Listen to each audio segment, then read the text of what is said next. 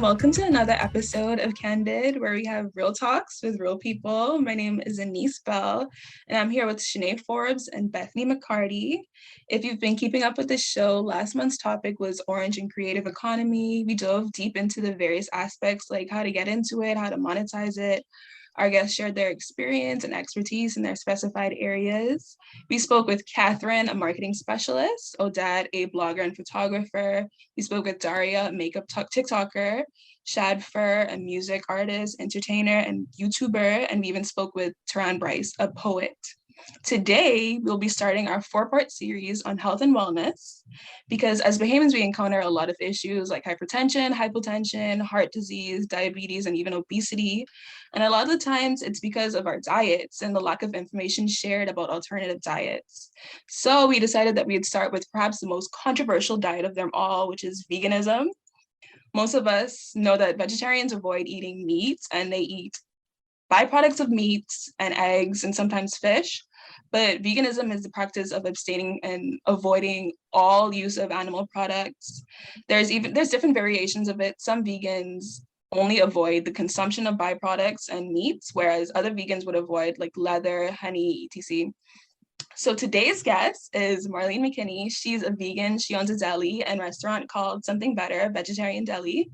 She's also gearing up to start to release a weight loss program at the end of the month. Do you mind introducing yourself and telling us about how you got into the vegan vegetarian lifestyle? Not at all. I am Marlene, and first of all, let me say thank you very much to Anise and her crew for having invited me to be a part of this program and having the opportunity to share with the Bahamian people about being a vegetarian or being vegan and its beautiful benefits. And so how did I get into this is your first question? Yes. Well, initially, to be very honest, I was born into a home where my father was vegetarian and my mother was a meat eater. My dad was a master chef and he would prepare meals for us as children, but he always had two options on the stove. There was always going to be the pea soup and dumpling without the meat and the pea soup and dumpling with the salt beef. And so growing up, I realized very early that I liked his option more than I liked my mother's option.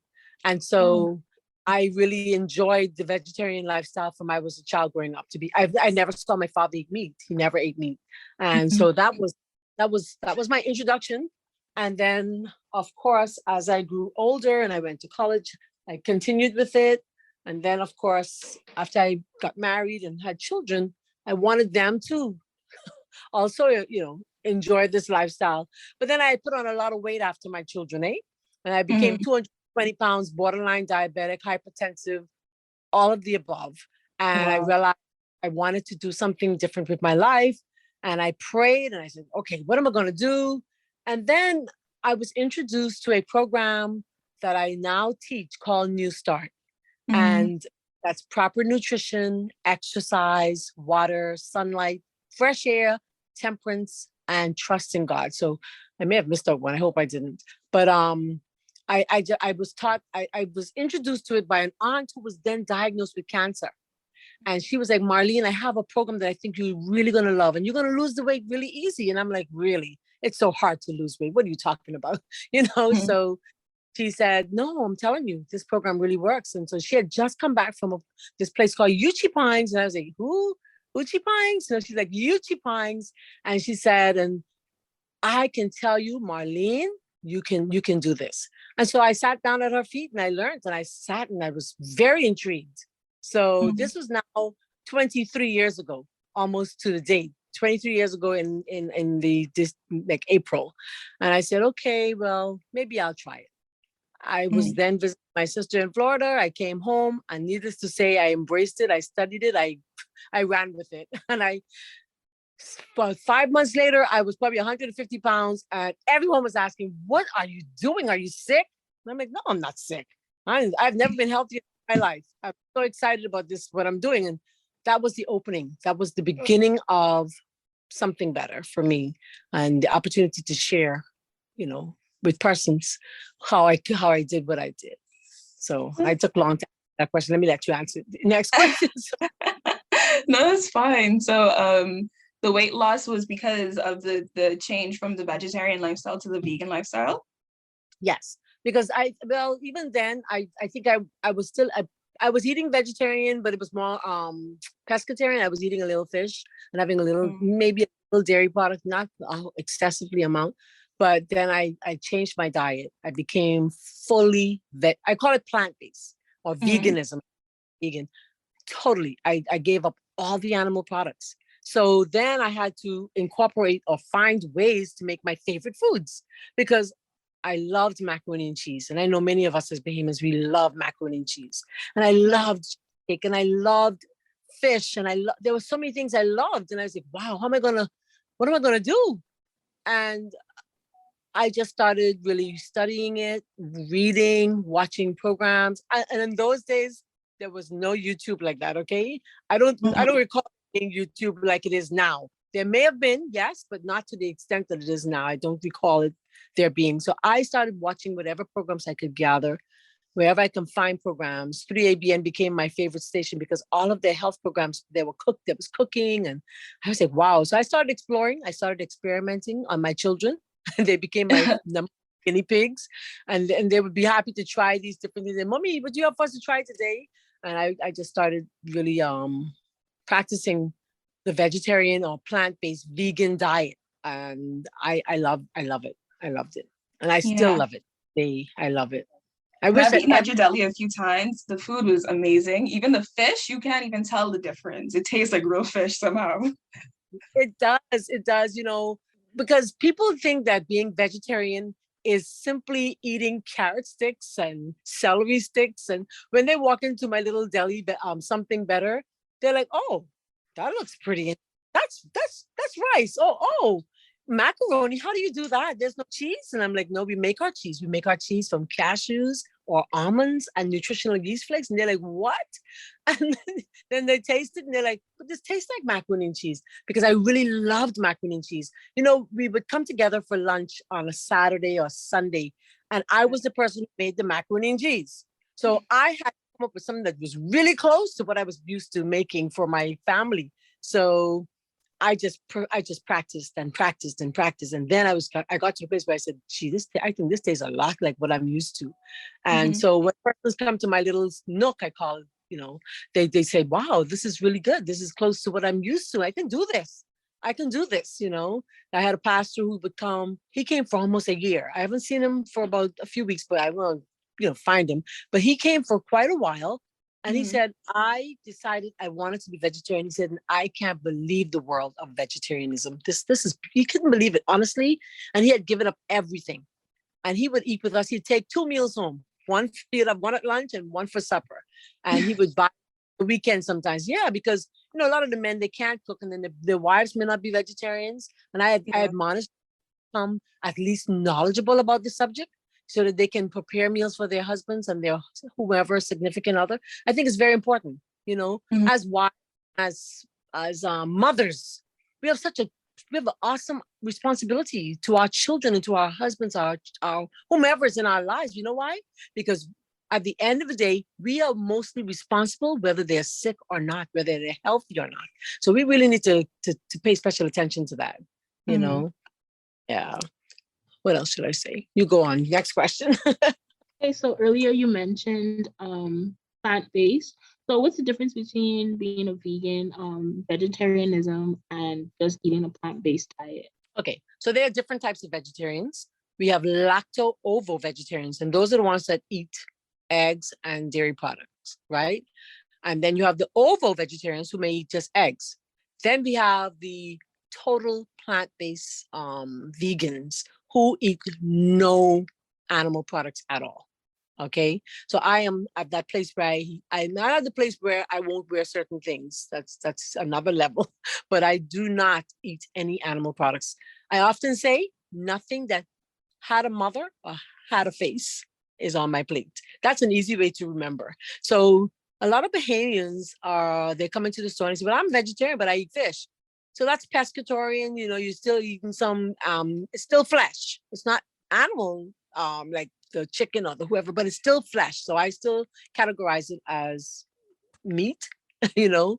So those are the different categories. I may have missed, no, I think I got them all. So you have the lacto ovo, the ovo, and the vegetarian, all right, or the total plant-based vegetarian. And I am, like I said before, in the plant-based line where I don't eat any of the animal products at all. Okay, so you mentioned that from a young child, you were introduced to vegetarianism. So as you got older, did you like maybe switch to pescatarian or eat some animal byproducts before you came to fully just plant-based, or were you always strictly plant-based? No, of course I strayed like like all young people, we stray, you know? So I strayed after going to college in my second year. The food wasn't so hot. So I decided, well, I'll just start eating a little chicken and now I'll start eating a little more of this or whatever. So yes, I did stray, and it took me some years to get back. I was always very health conscious, but I was not fully vegetarian. So there were certain meats that I probably wouldn't have as much of, but I was definitely not plant-based. It was when I was 33 that I became plant-based totally. I decided I will never look back at meat and meat products. So yes, I strayed. And you know, like everybody else, I probably enjoyed it. I thought I was, and I had all the health issues that were attached to my bad eating habits. Like I said before, when I decided to make the changes, I was then 220 pounds. I was borderline diabetic. I had high blood pressure. And my doctor was like, everything's out of whack here. And he sat me down. He says, Marlene, you know what to do. I'm not going to tell you what to do. I already know that you know what to do because you've done it before.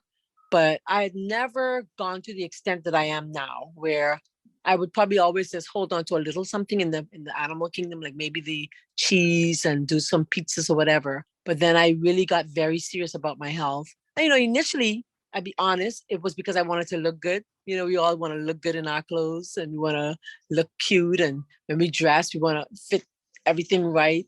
But then I realized that I had a calling on my life and I wanted to teach everybody how to do what I was doing. And then I eventually started teaching vegetarian cooking classes from my home. And I did that for maybe 7 years.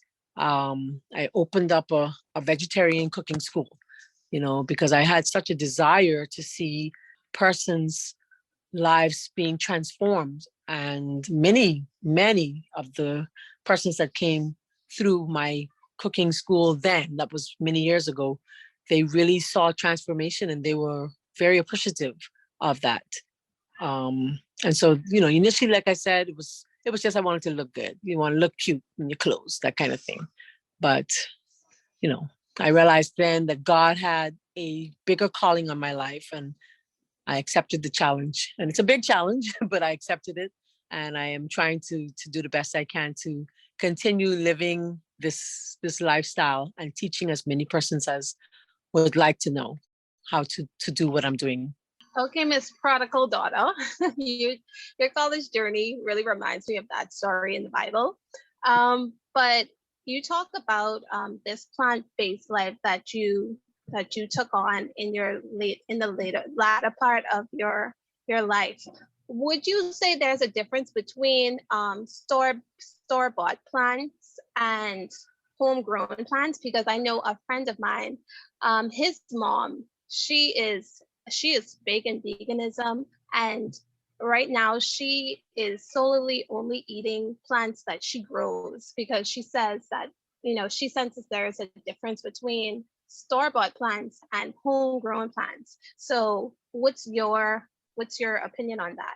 I am not there where I'm growing my own food. I wish I were.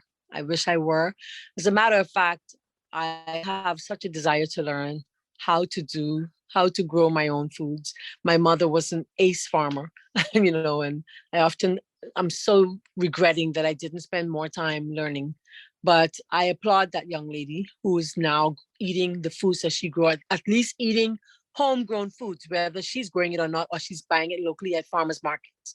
I think that we should. I really believe that. I do believe that because of the foods that are being brought into the country, you know, a lot of it is genetically modified. And of course, because it's genetically modified, there are many people who are suffering in their health as a result of the fact that these foods are genetically modified. So we have persons who come into my kitchen who may say, well, I'm allergic to corn, I'm allergic to soy, I'm allergic, so because unfortunately, a lot of these foods can actually, the genetically modified ones, they can actually lead to a lot of health issues. So I applaud her. And I think that we should all go that way. We should all try to have a backyard farm or garden. We should all, because like I said before, it can cause allergic reactions. It can alter our DNA. They can, these foods have an increased amounts of antibiotics, and it causes us to have antibiotic resistance. So pesticides, all these things can really affect us. I really believe that they can affect us in an adverse way. Not as, there's another question that can go with that. Many times or often persons would say, well, Marlene, I feel like eating the plants is just as bad. The plants that I have, these genetically modified foods, it's just as bad as eating meat. But studies have shown that only 2% of persons may get cancer, or it's a 2% chance of getting cancer. My chance of getting cancer from genetically modified plants is just 2% versus me getting cancer from eating meats. Okay. So yeah, I applaud her, and I think that we should all head that way. We really should. So you spoke about your mother being a farmer and your father being a vegetarian. And I know that your background is in Adventism, and Adventists always prefer a vegetarian lifestyle. So what was the reason that he decided to be a vegetarian? Was it because of Adventism? And do you think that was a big influence on your lifestyle change to eat vegan as a vegan? That's a nice question. No, my dad actually was not an Adventist for many years. I don't remember how old he was when he became an Adventist, a Seventh-day Adventist. His decision to become a vegetarian came because as a child growing up in Andros, he grew up in Andros, and he he had two stories to tell. One, he said he went home one day from school, and when he got there, they had his pet goat as dinner. And he said there was just no way he was going to sit there and eat his pet. He asked his uncle, because he was living with an uncle and aunt and a grandmother, and he said, "Where's the pet goat?" They're like, "Well, I'm sorry, but we had to eat him today," and he was like, "No, it's just okay."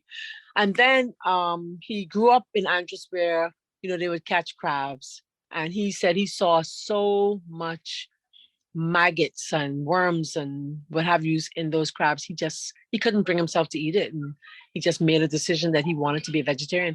I don't even know if my father knew back then what an impact his decision would have made on even our lives, because right now today all of us are vegetarians, all of his children and most of our children, for the most part. But my children have strayed, but we are all yeah, unfortunately they have strayed.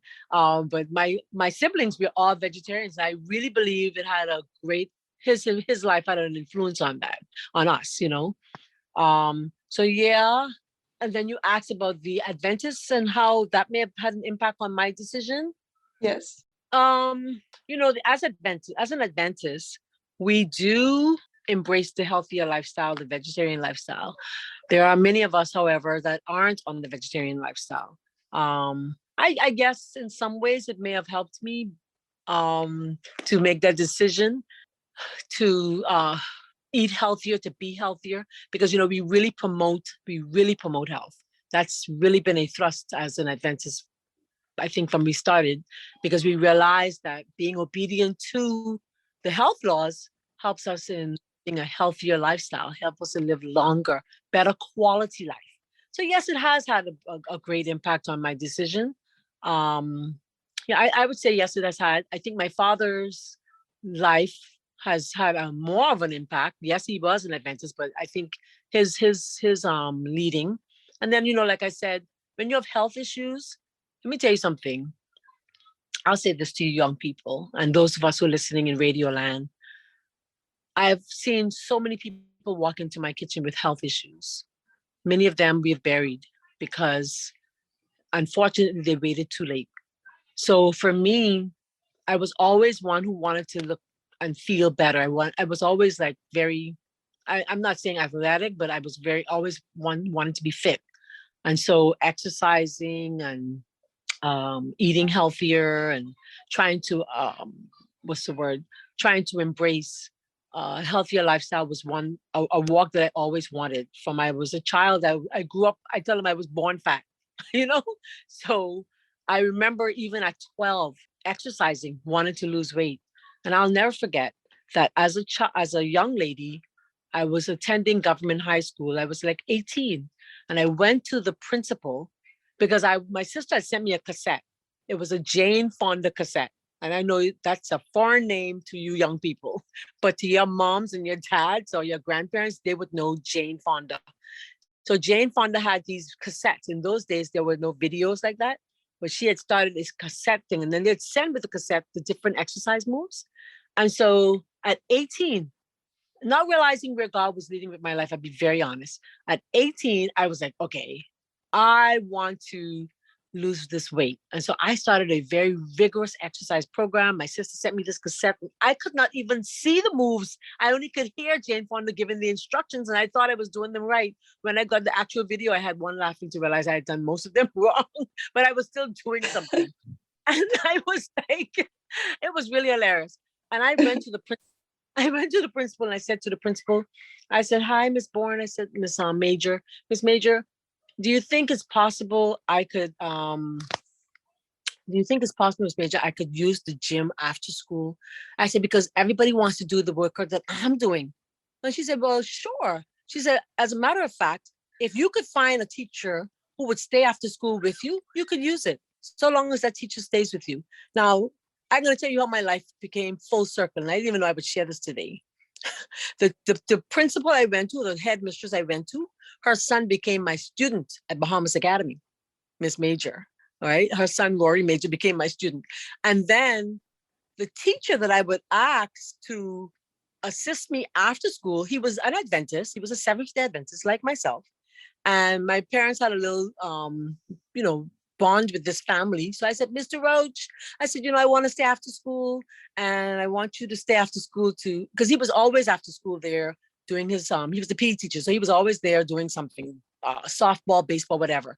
So he said, oh, I'm always in the yard. I'm here until 5 o'clock. You can do whatever you want to do. I know you're a mature student. I'm not going to even worry about you. I'll peep in whenever I have a chance to. And so here was Mr. Roach. And he said, yes. Now, Mr. Roach's son became my son-in-law. And I'm telling you, this is crazy.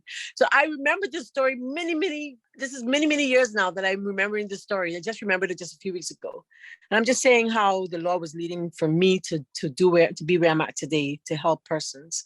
And I just always wanted to be healthy, always wanted to do this, to just do something for myself. But then I realized you can't keep this to yourself. You have to share it with people. You have to help others. There are many people out there who want to get on this bandwagon or want to get on this journey, but they don't know the first step. And so here I am. I just want to share with people how they can be vegetarians, how they can be healthier, or just eat healthier, eat more plant-based foods at home and enjoy them. Mm-hmm. So many people walk through my store, I started saying earlier, and they're so sick. So for me, it was easy. I was diabetic. I was 220 pounds. It was easy, Anise. It was easy, young people, for me to make that decision because I realized I did not want to have no further problems with my health. And so as persons come into my shop, I often tell my staff, I say, the persons that ask the most questions are the sickest. Be patient with them. Okay, I said, because sometimes people come and they ask questions because they don't want you to know exactly what's going on with them. I've had people who come and they say, well, what about this and what about that? And then I opened the newspaper and they died because they had an ailment that they didn't tell me about. Not that I can help everybody, but as far as possible, I try to guide you and help you to embrace some herbal remedies or some home natural remedies that can help you, So for me, it was not hard. I wanted to do better for myself. I think we should all want to do better for ourselves. We should all want to live healthier. I don't want nobody taking care of me. I don't want to be old and feeble and somebody to take care of me and spoon feed me and change Pampers in bed. I just don't want that life. Yeah. So speaking of like the transition and talking to people, what what are some ways that you guide people into continuing the lifestyle? Because it's a bit difficult to transition. So what are some tips and pointers that you give people who are just starting off, or that you would give someone who's just starting off? Well, that's interesting you've asked that question, because I have a group right now that I'm coaching. We call the 18-hour, the melt. Okay, it's a group of mostly women, and I'm coaching them along one challenge at a time, one challenge per week. I don't want to overwhelm them. When I made my changes, I did it overnight. I didn't wait, because I was that serious. But for persons who are just beginning, I would say one, start with a meatless day per week.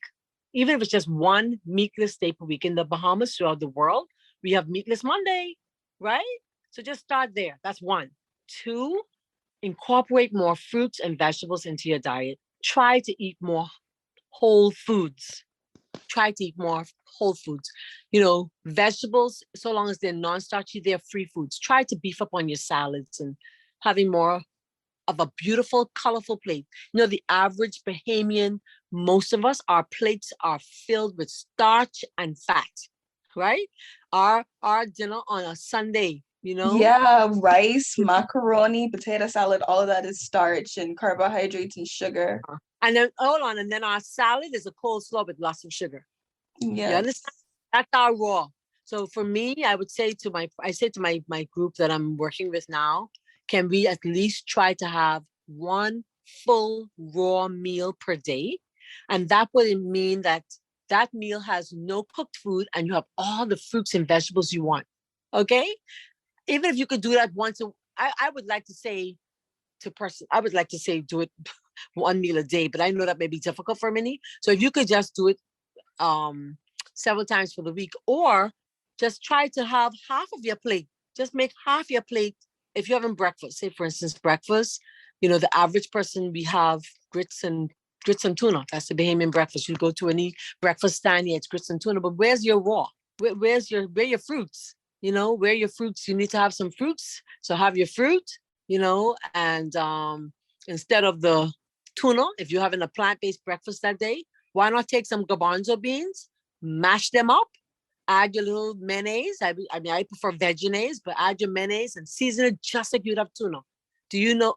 Fix it just like you're making tuna fish, and you would have a cold tuna salad with your grits, and you will never know you didn't have tuna. I'm telling you, this is a fact. I've taken this tuna salad all over the world. Everywhere I go, I teach people how to make a garbanzo bean tuna. I call it a tuna salad. So I just try to tell people to take it slow and just have one day that's meatless, no meat at all. Have your beans, your nuts, your fruits, your vegetables, your grains, your whatever. Just take the meat off the plate. And you're not going to starve, because every food we have, guess what, has protein. Everything you eat has protein. Fruits, vegetables, nuts, and grains, they all have protein. So you're not going to die because you don't have any protein. The only thing we would be dying of is a lack of air and a lack of water, but definitely not protein. We eat way too much already. What else would I tell them? I would say to them, try to, here's a great way. Many times we don't know what to eat, but at the food store, and all of the food stores here locally carry vegan or vegetarian or plant-based, I'm going to use all those words, patties, all of them. So you can go and find Boca Burgers, and you can find Morning Star. And guess what? You won't miss the meat. And prepare just like you prepare your meats. Just make sure you cut back on the sodium, because these things are high in sodium. They're high in sodium because they have a long shelf life. But you can get chicken patties. You can get veggie fish. You can get what's it called? Teriyaki chicken. Of course, it's not meat. It's plant-based. But you can purchase these items, and this is a transition. We call it transitional foods. Okay. Now, once you transition, you don't eat so much of those. You try to make your own. Okay. Like the lady who's eating her own from a garden, you want to make your own burgers. You can make your black bean burgers and your garbanzo bean burgers and your mushroom burgers. But until you can get there, you can head on to any grocery store in Nassau. And I've been to most of them. And they all carry some form of plant-based burgers or patties or or some kind of plant-based meats. Okay. Then you could probably do your mushrooms, stir-fry mushrooms, have it as a replacement for your meat. So just make these small changes, and your body will love you for it. Your system will love you for it. And inside and out, you will shine and you'll feel better, you'll look better, you're gonna have more energy. One of the biggest plus about being on a vegetarian diet is your energy level just spikes. You have more energy than you need. Sometimes people say, where do you get all this energy from, Miss McKinney? I mean, like, you keep going. I said, one day I'm gonna bottle it and I'm gonna sell it. Okay. So, yeah. So that I guess that helps to answer your question. So start with adding more fruits and vegetables while you're transitioning and you're learning. Go and get some of these plant products at the stores, and then get onto the YouTube. I have a YouTube channel. I have more than 60 free recipes. And if you need help, guess what? You just text me, Ms. McKinney, that recipe didn't come out so right. Tell me, what did I do wrong? I'm just a WhatsApp away. I'm very easy to reach. So our WhatsApp, our YouTube channel, Something Better Today, you can find all kinds of recipes. There's just no excuse these days, There is no excuse. I'm a lady. If you go on my YouTube channel, I'm the lady of no excuse. I don't believe in excuses. And why we can't do this thing. Oh, I can't do it because of this and that. Listen, when you're dead and gone, believe me, your boss is going to find somebody to replace you, and they ain't going to find no excuse. They can just replace you. You won't even be remembered, So come on, let's stop making excuses for ourselves and just do what we got to do to make some changes in our lives so we can have a healthier life and, go on to help others. Okay, Miss Marlene. So we know that you have an extensive background in the plant-based lifestyle. And I know a lot of young people, we still gonna do whatever we want to do. And we still probably gonna have fast foods and stuff like that, and probably wait until it's too late to start this lifestyle. But for those interested, I know there's a lot of benefits that come along with eating plant-based foods.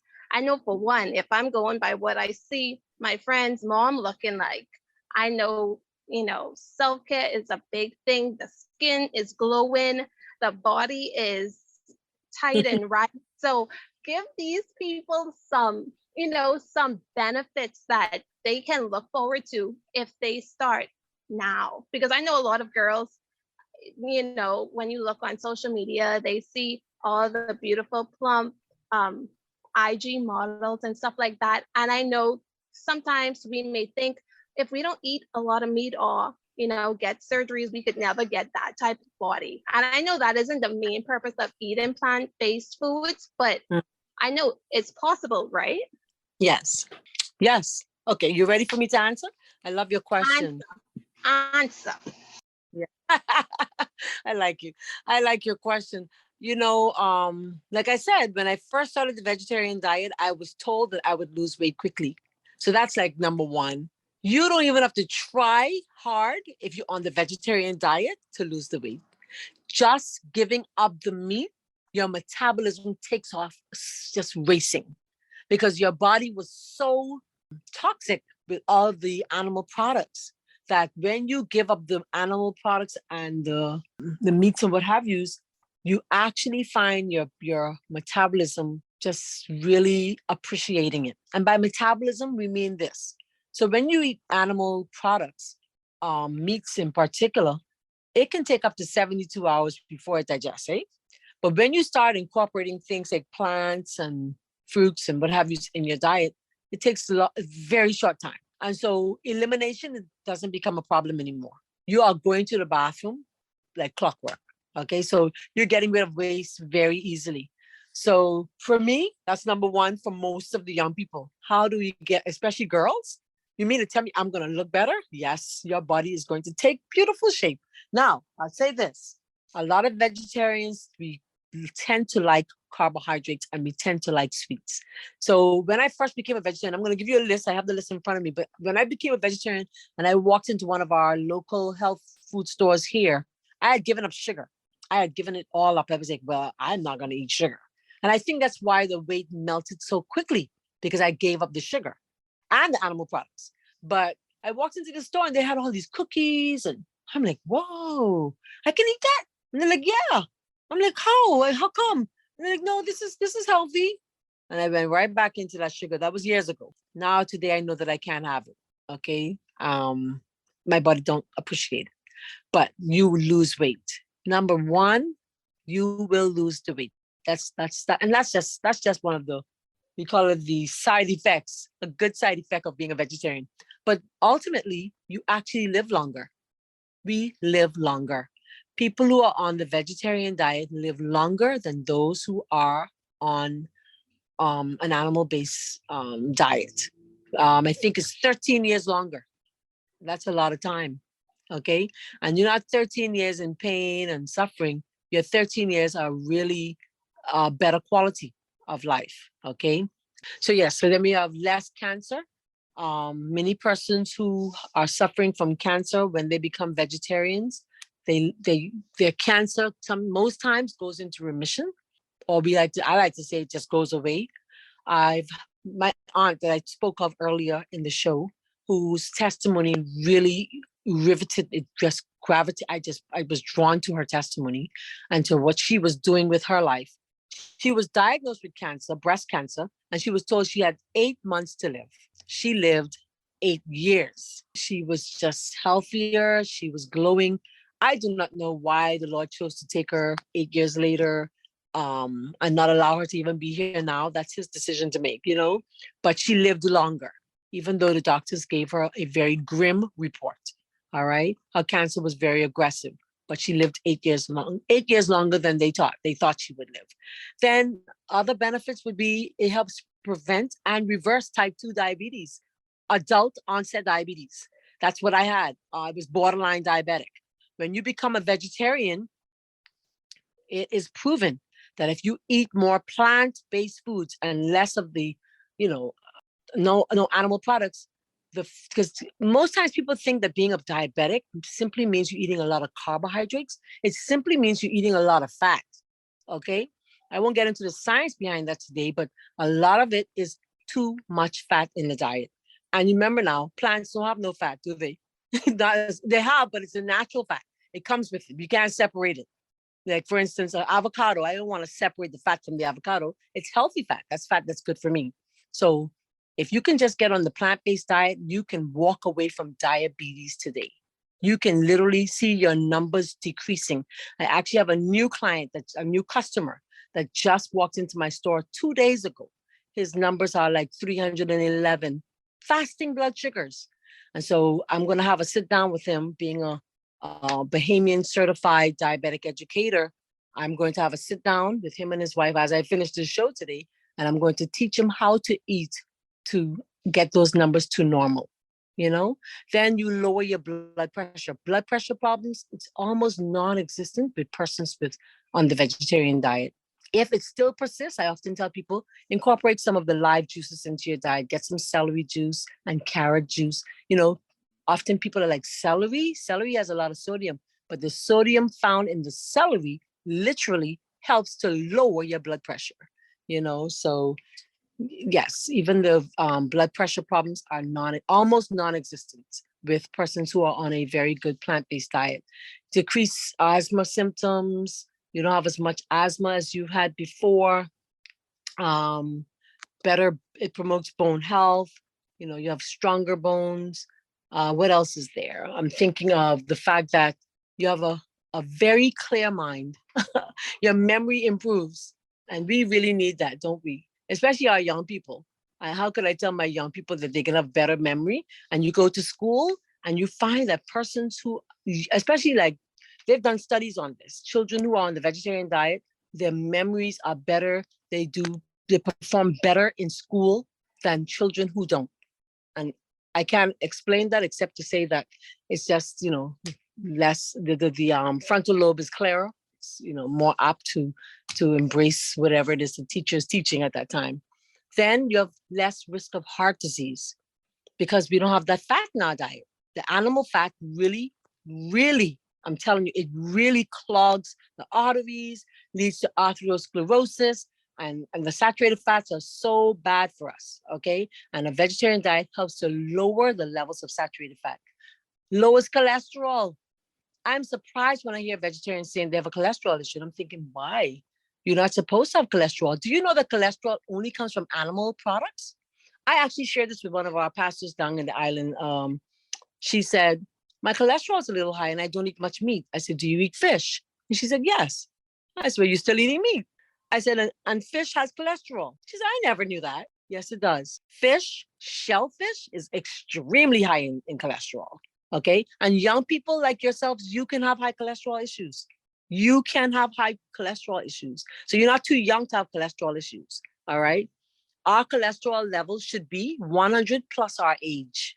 Okay. Some people come into my little nook and they say, Ms. McKinney, my cholesterol is 300. You're a walking time bomb. You're waiting to have a heart attack. Okay. So how do you get it down? Get on the plant-based diet. Incorporate things like flax meal and chia seeds into your diet. And it's like a broom. It sweeps out all of that gunk out of the arteries. Okay. It manages your weight. I said that already, keeps your brain sharp, cancer. Yeah. So I would say I want to be like your friend's mom and grow my own. That's the number one, right? We want to grow our own foods, fruit, vegetables, like my mom did. That would be the number one way for vegetarians. I would also suggest that you eat more. You can go to farmers markets. We have farmers markets here in Nassau, lots of them.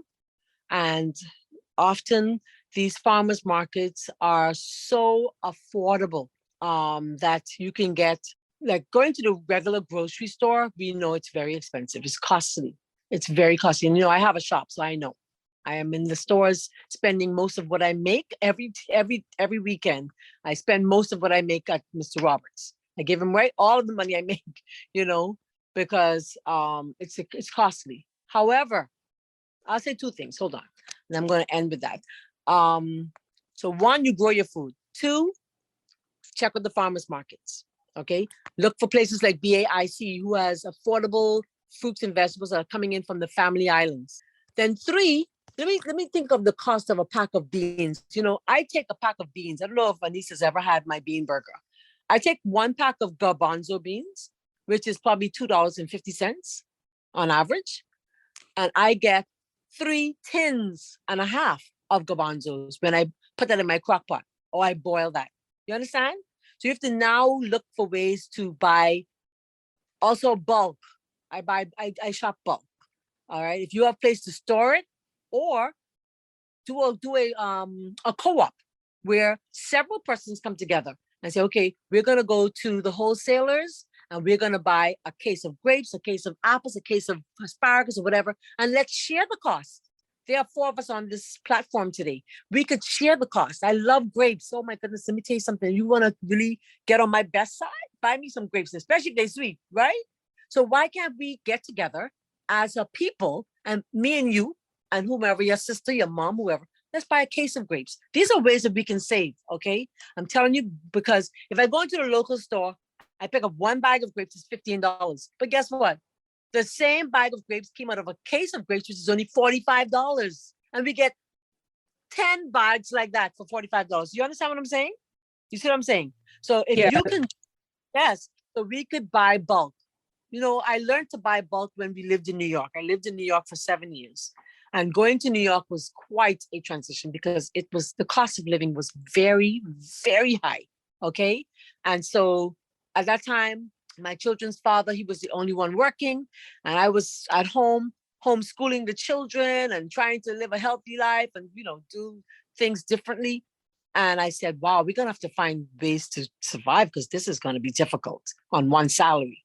And I learned to buy bulk. Things that I could store, I stored them. My whole wheat flour, I buy in 50 pounds or 25-pound bags. I had an extra refrigerator. I stored it because guess what? I was using a lot of it. Anything I used a lot of that I could store and keep for a long time, I did. My bag of beans, you can actually go to wholesalers and get a 20-pound bag of lentils for $20. Going to the food store, you get a 16-ounce for $2.50. You see what I'm saying? So you buy bulk. That's another way of doing it. But those same beans that I'm talking about, you get 3 times as much from the 1 tin of beans costs $2 and some cents versus 1 bag of beans, which I'm going to get 3 tins out of, would have saved me how much money? I don't know if you're doing the math, I hope that the persons listening are doing the math also, So it's affordable. And then my final answer on that one would be, what's cheaper, the hospital bill or my shopping bill? My grocery bill will be far cheaper. I don't want to end up in Doctor's Hospital or Princess Margaret or any of those. The inconvenience alone for my family and whomever else is totally, especially in this COVID season, you can't even go to visit your loved ones. That alone should really drive us to do better for ourselves. That alone should really help us to say, boy, you know something? I end up in that hospital because my family can't even come and see me. They don't even know if I'm doing okay. So I don't know if that helps to, hope it helps someone today who's listening to really embrace this challenge of trying the vegetarian diet. It's not expensive. I don't see it as costly. I just see it as a better alternative. I see it as the better way to go. It's affordable. I could take one bag of beans for $2.50 if I had to buy it in the food store, and I could make you maybe 40 burgers from that one bag of beans. No joke. Okay?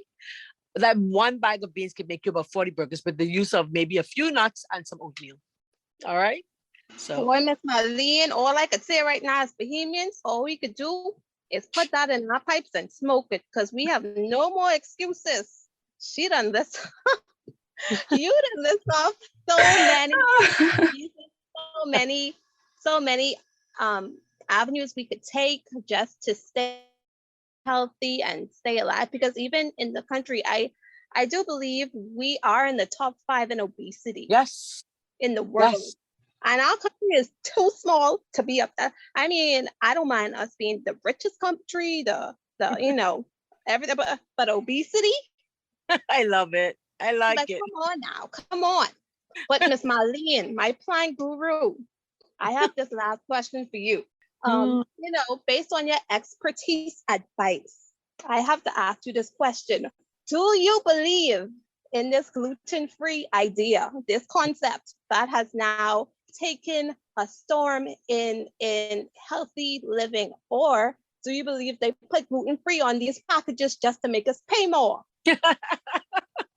Because I know growing up, I never had nothing but no gluten-free, and now gluten-free everywhere. And things for gluten-free got a lot of dollar bills on it now. So let me hear what you guys say. Well, gluten-free. There is a reason. There is definitely a medical reason for gluten-free. Yes. And it's not. I love your passion. Anise, I like her. I'm gonna take her with me on my next program. The thing about the gluten-free diet is it is essential for many persons. It is very essential for persons like who have celiac disease or irritable bowel syndrome, or yes, there are, that's how you said, there is really sound medical proof for persons who may be on that gluten-free diet for the medical reasons. There are many of us otherwise, however, right, who have no reason and we want to be on the gluten-free because we figure we can lose weight or we can look better or whatever. And gluten-free is costly.